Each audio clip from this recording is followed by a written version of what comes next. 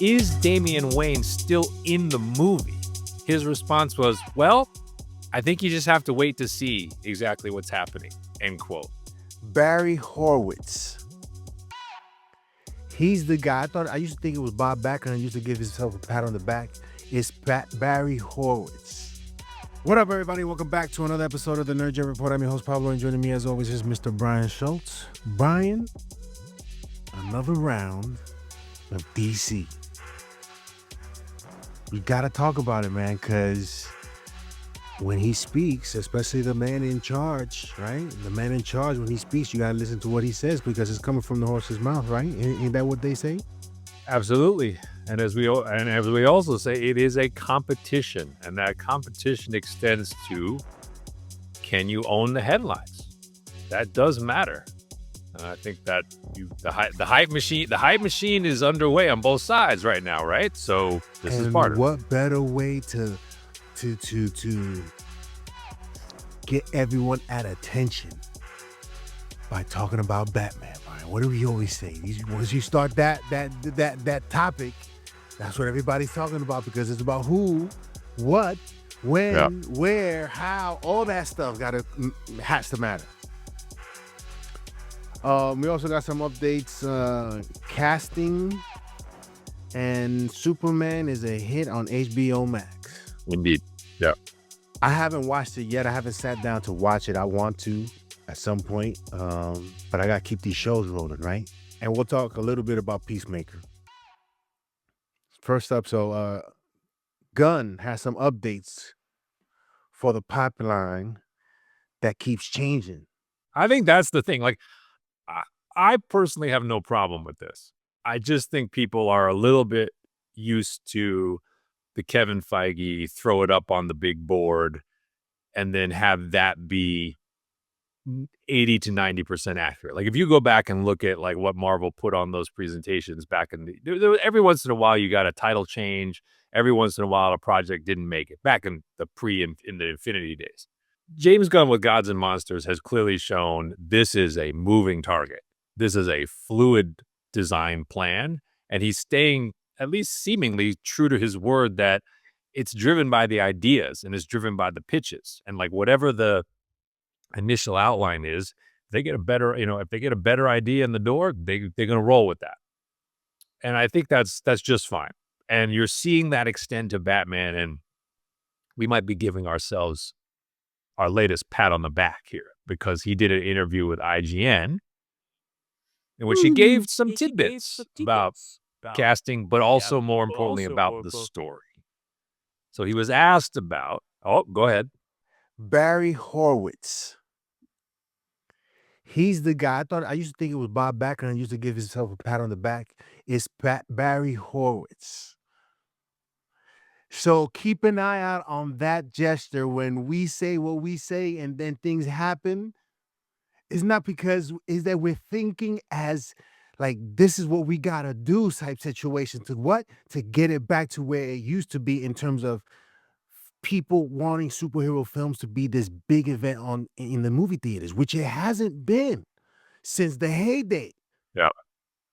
So I'm just want to mention Barry Horowitz. Just keep out for that new meme.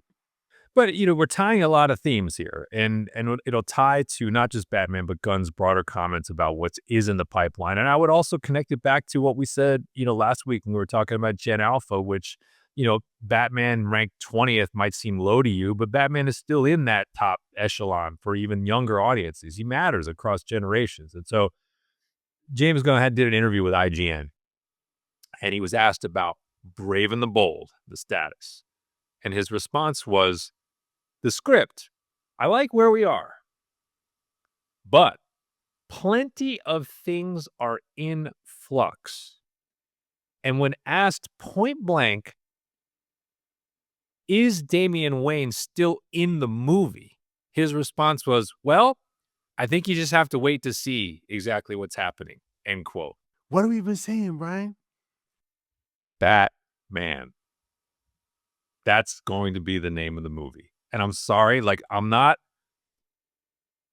it's not about that Brave and the Bold can't work or that stuff. It's just, everything about this has screamed keep it simple at the end of the day for the 4 pillars. And so he was asked as a follow-up about the age of Batman and Damian Wayne. And so because Damien in the comics is a kid, right? It's like he's like 10, he's like a teenager or whatever. And then they were saying Bruce might actually in this one, I think they said in the Gods and Monsters version, he might be like in his teens or 20s.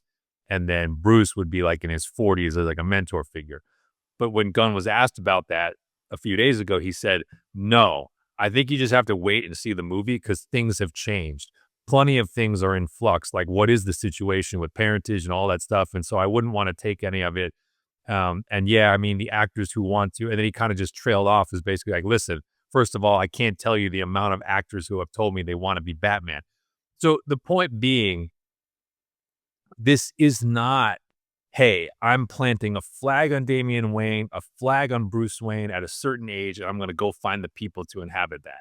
This sounds much more to me like, as we were telling you, the story is moving toward Batman is the lead and the entry point, and finding the right actor will determine the age of Bruce Wayne, not the other way around. It's not like, hey, we have to have a certain age. I think if he gets blown away or his short list has a certain person who's 30, then that's how old Batman's going to be. If he has a certain person who's 45, that's how old Batman and Bruce are going to be. And he's somewhat agnostic to that, which, as I said, leads me to believe that like Brave and the Bold as originally conceived is not the project you're going to get, which coincides nicely with very softly ushering Andy Muschietti off the project without making it seem like he was fired. Is it possible though that we may still get the possible what the aesthetic that he was perhaps looking for Brave and the Bold? Absolutely. I think in some ways, I would guess that whatever is happening on the set of Clayface is not happening in a vacuum because they've said that's DCU Clayface. So Clayface is showing in these locales.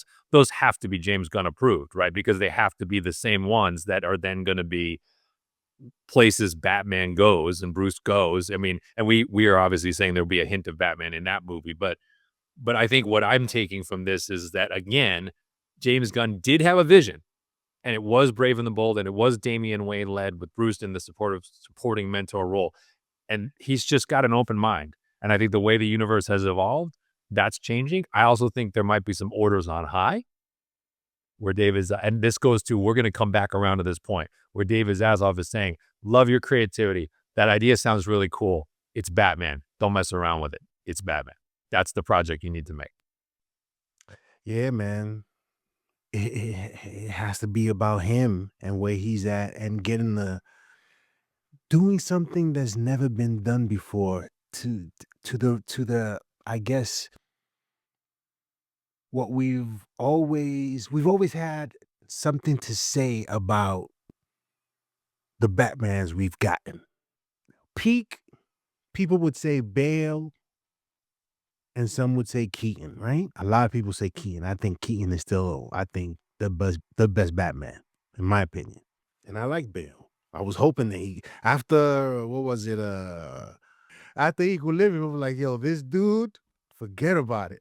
And of course, everybody also thought of him as well when he was Bateman in American Psycho, right? Ironically, I think we probably would have, I wished that Chris Nolan used a little more of his equilibrium skills as Batman.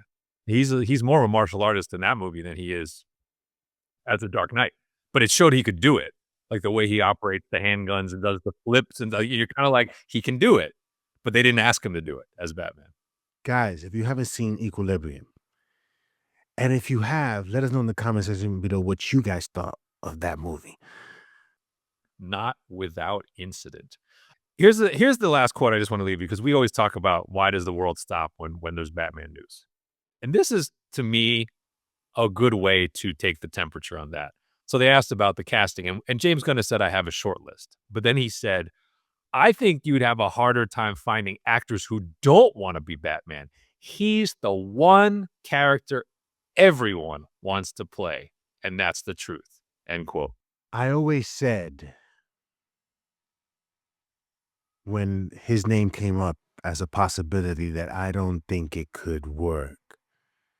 and I made a little quip about it in one of our videos. Jake Gyllenhaal. He is certainly in terms of his voice, not the ideal Batman you've ever heard. Obviously, the one we've heard that we still believe is number one is Kevin Conroy, Yeah. correct? For voice? Yeah, for sure. Yeah, yeah. And there have been others that have done some good jobs. I didn't particularly like the Christian Bale one. I thought Keaton's was just it was there. It was all right. You know, I didn't have a lot of things negative to say other than, you know, the physique that we're used to looking at when we're looking at the comics and the type of human being this guy is. You know what I'm saying? But there's always been something. But the attempt that we're looking for is this, whomever it is, because I'm sort of wavering of Alan Richard is too spot on, maybe. He's too spot on, and it has to, you know what I'm saying? But can he? Do I believe he has the ability to be the Batman we've been waiting for on screen? I think so. So, you know, the irony of all this is actually like, and this is, we're a little bit on a Batman aside, but the guy who had the vocal talent to do it, but he was in the wrong Batman movie was Kilmer.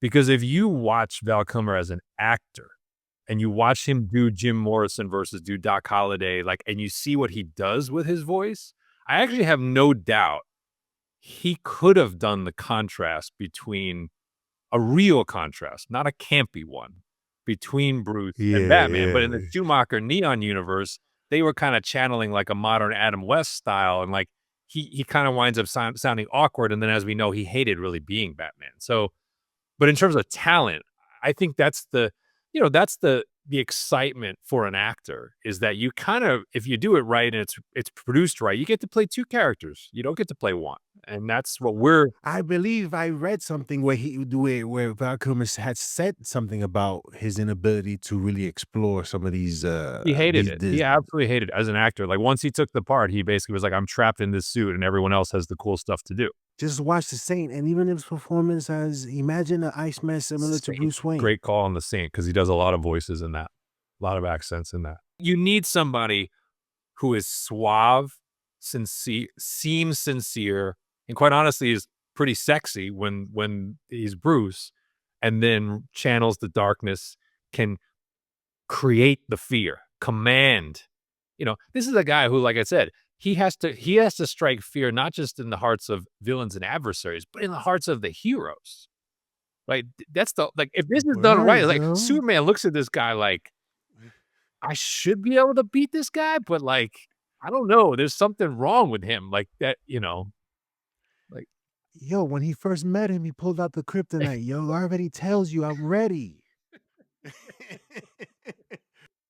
that's the range, right? And I think we've come a long way from, I think actors feared playing Batman for the reason that Kilmer laid out, which is like you get trapped in the suit and the movie becomes about the rogues. It becomes about everyone else. And now you're seeing with Matt Reeves, he's basically saying, no, this is a series about Batman. Like, I'm keeping the focus on Bruce. And I think for DCU Batman, there'll be a balance, but I think James Gunn, I trust him that like he is looking to, based upon what I saw from Corn Sweat, like he's looking to bring a very dynamic Batman into this world, not one that is simply like, hey, you're gonna job for the Joker and you're gonna job for the Riddler and get villains over. Like, he's there to be, a true pillar, to borrow the Zaslav term in the DCU. So I just think it's interesting and completely predictable that they're pivoting this. It's just the gravity of Batman. And I'm not saying I don't want to see the Damian Wayne interplay at some point. I don't think it's a bad idea. I just think they want to get safe dollars to get this thing rolling. And at the end of the day, the safest hands are going to be Batman's hands. So let me give you three options, and which one would you lean towards? And you let us know in the comment section below what you'd lean towards. A la Denis Villeneuve in terms of what he's looking for his new James Bond, a new face. Right? Do you want that? That's one option. Do you want the big name? Jake Gyllenhaal. Jake Gyllenhaal is a big name. Right? He can do, I think he, I think in the point the reason why I mentioned him is his ability to be menacing.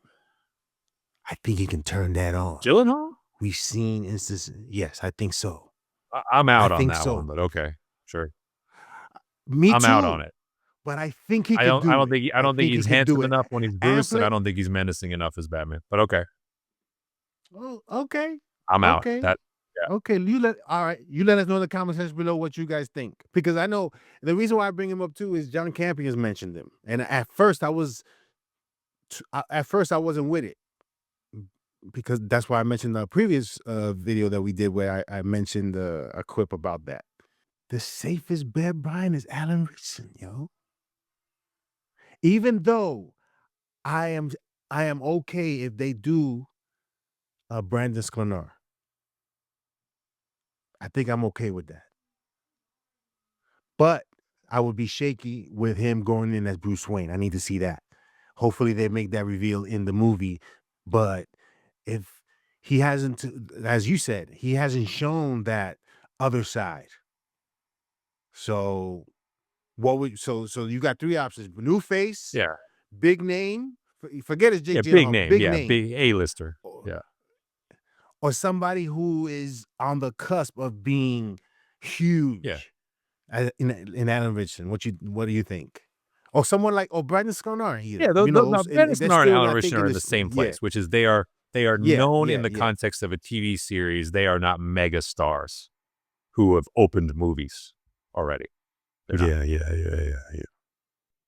And do you care about the age? I guess would be the other thing. Because James Gunn is kind of hinting that like he's caring less about that at this point. So do you care about that? I mean, I feel like with Pattinson having weirdly now he's 40 years old, but he's in theory playing like a 25-year-old Bruce. Like We have to think about in terms of the look.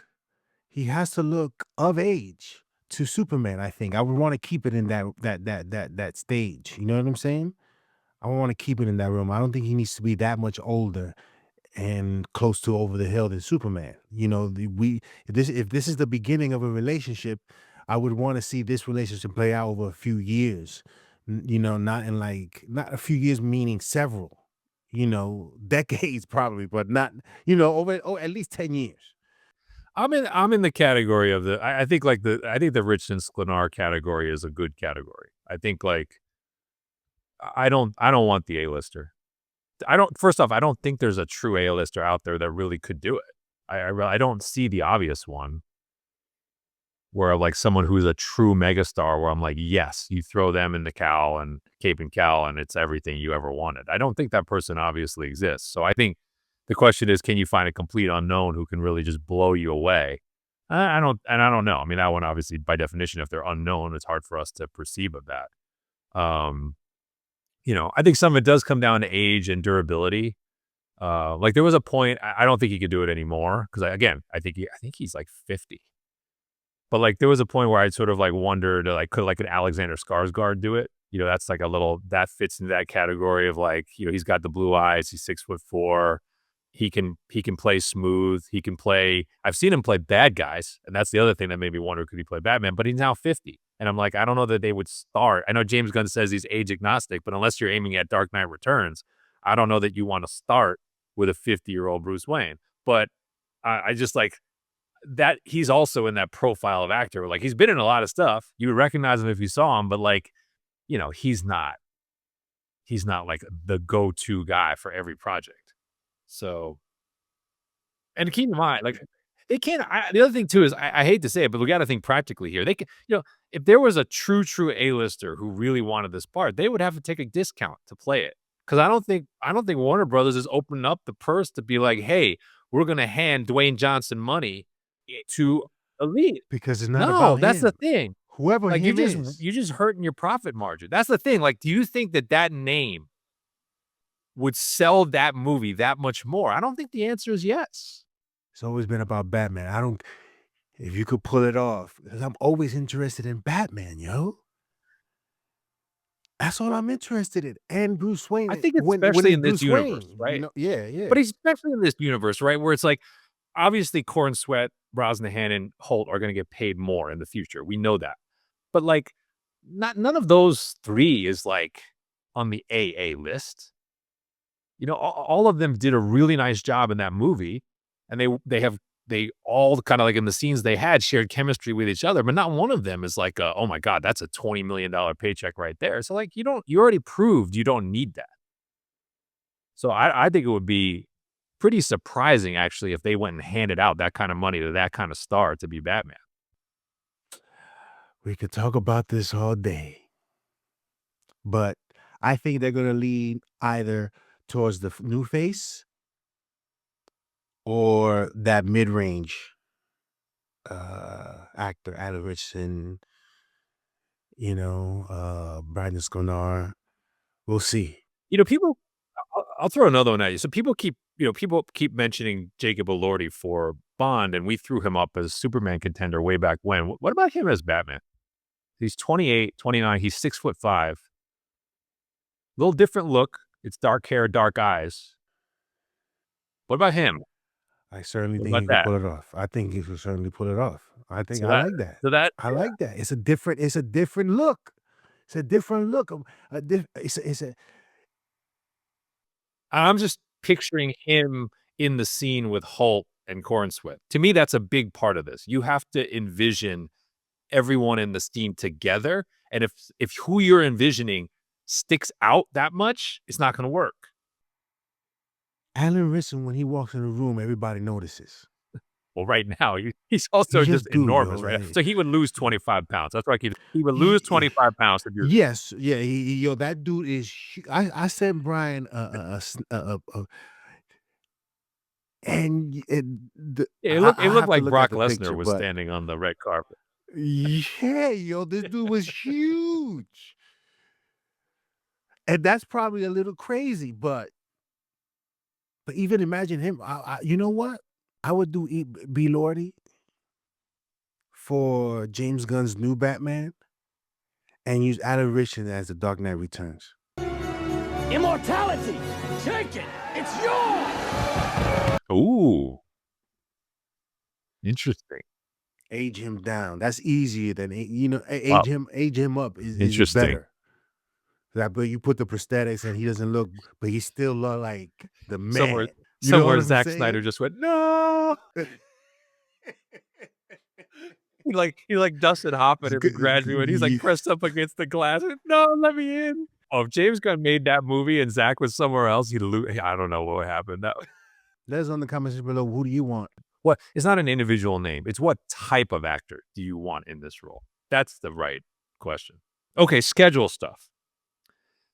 This links to this Batman conversation, because you had sent me a text with a clip from this piece where James Gunn was updating the slate. And he kind of was saying a couple of things. I'll just kind of rapid fire them. Let's react to it. He said there's two really cool film strips, this his words, that I'm hoping to take to the next level that we have general plans for. I'm excited about both of those. Those sound new, by the way. And then I'm excited about one TV project in particular. I don't know why we're not greenlighted on that already, but it's just figuring out the budget. So there's a couple of things that are very present that I'm excited about. He then was asked in sort of a separate vein about the Authority, because obviously that's run into problems. And the only thing he dropped there was he said, quote, "There's someone who's a really good creator who talked to me the other day about the project, and the speculation was it is being converted into an HBO series," which I would applaud. I think that's absolutely a good move.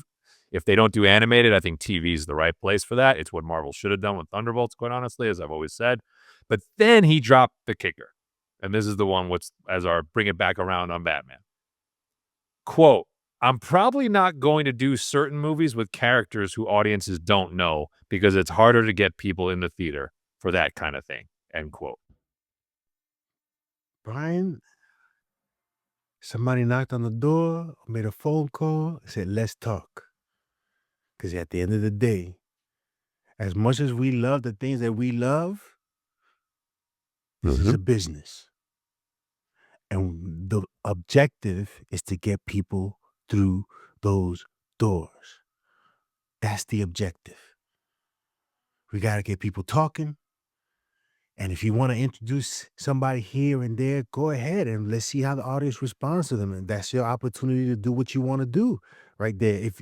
If you do it in a way that everybody's like, yeah, yeah, yeah, yeah, we just can't go, let's do this, and we're doing it, and everybody's looking at each other like, because you are like not on the same page. You know what I'm saying? We just have to be careful. So again, this speaks to what we spoke about quite some time ago. Yo, we just can't do these weird characters that nobody knows, yo. There's other ways you can do it, but not the way you are out there trying to go gangbusters and just start doing it like Creature Commandos.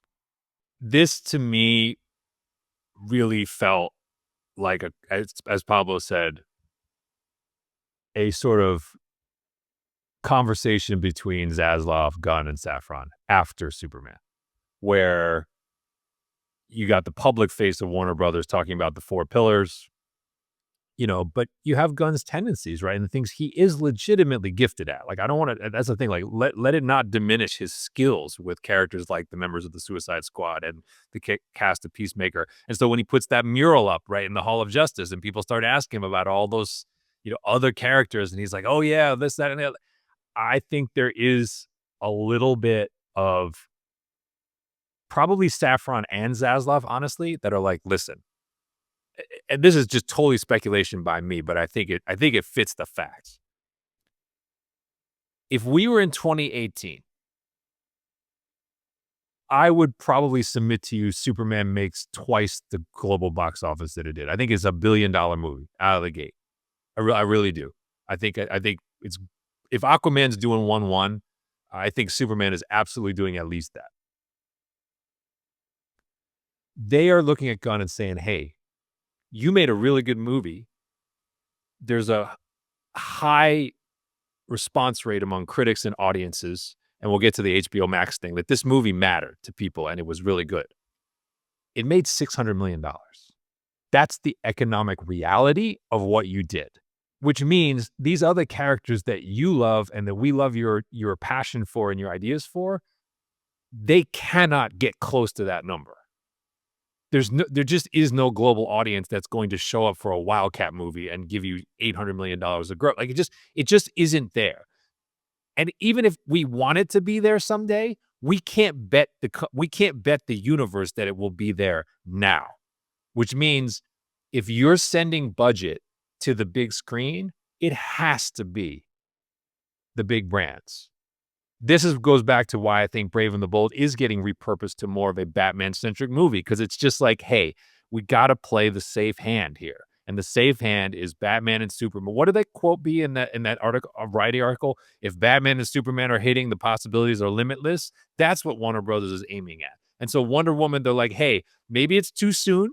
I think there's a question about that because, the Patty Jenkins Wonder Woman is less than a decade old, and that was $800 million on the way up. But like, Wonder Woman's still a big name character. They clearly view Supergirl as a big name character, even though it's more of a risk. But like, Green Lantern is their TV show right now. Like they just don't want to go too far into the catalog if it's going to cost them a lot. They'll go into the catalog for Clayface, right? That's $30 to $40 million. That they'll go into the catalog for. But that's Gunn saying, hey, the Authority, we couldn't make it work big budget. So now maybe it'll be TV. I think that the business, the purse, people holding the purse strings in the room were basically telling him, kind of check yourself just a little bit. Like, we want you to do what you want to do, but figure out the right medium. So like, to your point, Creature Commandos, they're fine with it. Why? Because it's animated. Probably didn't cost them that much to make that. Like, but if you want to spend big bucks, yeah, but if you want to spend big bucks on a live action Creature Commandos, they're like, whoa, easy. Settle down. That's what the Authority was like. I mean, again, these business guys are looking at what are the people saying? They have people out there to sort of get the feelers and understand what market are they targeting here. Is it millions? Is it 10,000? Is it not so much? If it's not so much, they got a free look, though. They got a free look because Thunderbolts did what it did, right? They're like, okay, Marvel made a pretty good movie in Thunderbolts. It was well received. Audience score was high, and it didn't score. Like, it wouldn't make $400 million. So it's like, you're looking at that if you're thinking about the Authority being like, how could you sincerely make a case that the Authority is gonna be twice the movie that is commercially? You can't. You just can't. As good as you can make it, it just isn't there right now for superheroes. So, and I think to Gunn's credit, he is not being stubborn. You see him reworking and pivoting and changing. Yeah, I yeah, think yeah, it's one yeah, of the yeah, things yeah, I've yeah, been most yeah. Of impressed with course. him so far is that he hasn't totally dug in on his own I have to haves across the board. He's still doing it in places, but like I think he's doing a pretty good job of being like, all right, we're gonna, bob and weave and do different things that we need to make money. Of course, you can't. Yeah, I mean, you can't rule and get just what you want, and you know, this is a team sort of effort here in terms of we have to have all these other cylinders working and not just you wanting to do whatever it is that you want because this is your opportunity to do it. Himself. You know what I'm saying? Yeah. If you want to do it, there's a wait about a year. But first, let's get these And numbers first. That's what we're talking about. Let's get these numbers. And we can't waste money Gunn doing himself knows that better craziness. than anyone because he lived that as the director and creator of Guardians of the Galaxy. Marvel brought that to market at a time when they had succeeded with the first Mm, Avengers movie. They weren't greenlighting that movie in 2008. You think that was going to be in their first four? It didn't matter how good an No. idea it was. They were going to get Cap on the board, Hulk on the board, Iron Man on the board, get the Avengers on the board. And then they said, you know what we can do? We can take a swing. And this is the right guy to take that swing for us. And he absolutely was. And he expanded the horizons. That's where DC wants to get to. But they, I think, rightly are basically saying to him, as the person who did that once before, the sequencing has to be building blocks, foundational pieces first. And then on the big screen, then you can go after something like the Authority. Sequencing. Ain't that what they try to do when they're trying to open a portal in Peacemaker? Segue. The right sequence makes it work. Peacemaker Well, mini update. I think we're going to hold off a big update here until we get the last 3 episodes because the man himself, James Gunn, has told us basically do that. Like wait and see. I did want to bring up let's talk about the cameo, the first cameo. I think there's more, right? Let's talk. We're recording this having seen episode 6. Episode 7 has not come out yet. Although I think there's some pretty decent smoke that like maybe Superman will be in the next one. But just give me your reaction to spoiler alert, Lex Luthor's appearance in that scene, how it was handled, and what you think it opened up for them kind of going forward. Rick Flagg goes, yes, to see Lex Luthor. And so they have the conversation, and they sort of like, you do for me, I do for you situation. I didn't care too much for the conversation other than what this conversation is going to lead towards, which was the exchange of, I guess, favors. I wasn't too like overwhelmed per se Mm. with the cameo. I've seen these guys already, and I just kind of felt a little bit like F1 where you knew where things were going. There was going to be some sort of exchange of favors if you do this and do that.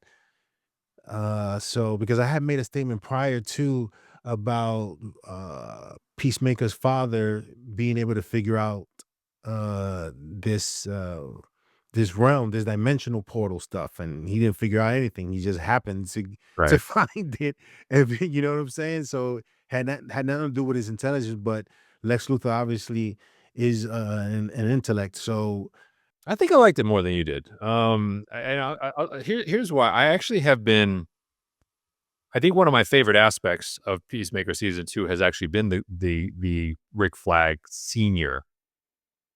breadcrumbs. I think Grillo's done a nice job with the character, and I liked this scene because I felt like it added some weight to their conversations in Superman, where Lex was kind of pitching his Raptors, and you could sort of see Flagg like not all the way there, right? Sort of in between, kind of like, I'm kind of okay with the superheroes over here, but I kind of hear a little bit of what Lex is saying. And you could sort of see that the way Superman left at the movie, he was troubled, right? He's sort of sitting there watching this all play out with his Justice Gang has kind of done its thing. And he's kind of like, yeah, like, I get it. Like we won, but like, I'm not sure if I love these developments. So I kind of felt like this conversation did lend a little bit more progression to that because as he's now turning to Lex, and he's aware of that, right? Because he walks out and is sort of like, oh, we're partners with Lex Luthor now. Like he understands to some degree how unsettling that is. So I hear what you're saying in the sense that this is a pretty by the numbers type of scene where, like, sort of morally ambiguous government official turns to the wrong guy for help, and that opens the stage for other things. But at the same time, I have to say I didn't hate it, and I kind of like that. I kind of like the idea that the way Holt played the scene, you weren't totally sure like where he's at emotionally on it. He didn't really give away like, do you want a chance at redemption? We know that he's going to sort of temporarily align with Superman and Man of Tomorrow. This obviously was setting the stage for that, but and putting him in a prison that's obviously of lesser security, which will then lead to sort of his opportunity. But I don't think he played it as a man who was in any way repentant either. He's actually bitter, right? A little bit in the scene. It's more Flagg coming his way. So I don't know. I didn't hate it. I guess some of the issue might be the degree of hype that was put around this particular scene. So then it's kind of similar to the Doom scene at the end of Fantastic Four, where you're sort of like, your bar was too high, so maybe it didn't pay that off. But I kind of liked that there was some meaning to this. Like I said, I'm just liking Rick Flagg Sr.'s. I'm liking that arc in this season because I think it's making him to the universe a more interesting presence going forward. So maybe I'm a little higher on it than you are. I gotta give myself a little bit more. I'm trying to see it from James Gunn's vision rather than what I want and expect. I think I'm having more success with Peacemaker season 2, like I said, of compartmentalizing the kind of Max Gunn type stuff, which I actually honestly think he has dialed back as the season has gone on. I don't know if you feel the same way. I feel like there's less of it. Like there's less of the never-ending one-liner exchanges. There's less of the like completely over-the-top gratuitous like random sidebars. There's less of that. I think the season's gotten tighter as it's gone along. And I actually think I'm enjoying it a little bit more, but I feel like I can kind of put that aside and I can lock in on, okay, I know I'm in a scene which I feel like is going to mean something, or I'm seeing a character do something that's going to mean something later. And that's helping me sort of lens this series. Yeah, let us know in the comment section below if you guys have been enjoying this second season of Peacemaker. It has gotten a little better, but I'm still, I guess for me, I like when they start cursing for no reason and it's just everybody's just cursing and cursing. He's not alone in that though. I started watching the new Shane Black movie, Played Dirty, on Amazon, and that's been pretty underwhelming so far. And it's got a ridiculous cast, like Mark Wahlberg, Lakeith Stanfield. Like, there's a lot of people in this movie that like you would know, but like, it's just like, does there? And like, I don't want to be that crotchety old guy, but it's like I'm writing the script, being like, did you have a bet with someone on how many f bombs you can get into this one scene? It's like, I was like, I curse just as much as any adult, basically, but I'm like, I don't know that I could get that many obscenities into one sentence if I tried. So it feels like there is this like arms race in some corners of Hollywood to like make things as vulgar as possible. And I don't know, it seems kind of silly. But I one thing I thought about with Peacemaker though, that this goes back to a point I made. I think it's going to help Peacemaker when HBO has lanterns and maybe has authority and has Booster Gold. Like, I think it's going to help. Weirdly, I think the CW template will be helpful, meaning like when they started to get like a menu of shows, it actually gave them like a variety hour kind of deal that was sort of helpful. I think in this one it's going to be better because tonally they're going to be different, right? So you're going to be watching Lanterns, and it's like if you want this type of show, you can go here, and if you want to break from that, you want to just kind of turn your brain off and do some Peacemaker. I think it's going to enhance the shows a little bit when they have that. Here's the last thing before we sign off. They have the opportunity, because they have a platform, to do what Stranger Things has done, yo. Get to these big eventized episodes. And you can do your Booster Gold, and it has some connectivity where you can reach a Defenders type sort of situation, right? Where you get your sort of, not Avengers, but that team movie that's a big event, a mini series of 4 movies or whatever. You can have great epic stuff streaming on your platform, but you just can't do whatever. You know what I'm saying? You just can't do it. Curious to see, looking at the timing of the calendar, I am curious to see if Brainiac is teased in Lanterns somewhere. Yo, Brian, Lantern, the way they talk about Lanterns, Brian, it's gonna be crazy, this joint. If those rumors are true that everyone's been suckered and this is like we're just bringing you in so that we can blow this out intergalactic, and it's Green Lantern Corps, Red Lantern Corps, and Black Lantern Corps, and we're taking this, to the limit, basically. I mean, that will be something, especially with HBO dollars behind it. That will be something. And James Gunn just very deadpan threw in a comment of like he's been watching episodes that apparently there's episodes that are completed, and he was just like, it's coming along really well. That's all he said. Oh man. But yeah, man, let us know in the comment section below what you guys think of the latest updates in the DC world. Remember to hit that like and subscribe. Share with your friends if you want them to sort of, I'm pretty sure you guys hear what we're saying and may or may not agree with it, but you like the show. And yeah, agreement is not the point. Conversation is. So yeah, let us know in the comment section below what you guys think. Hit that like and subscribe, and we'll see you next time on the No Jam Report.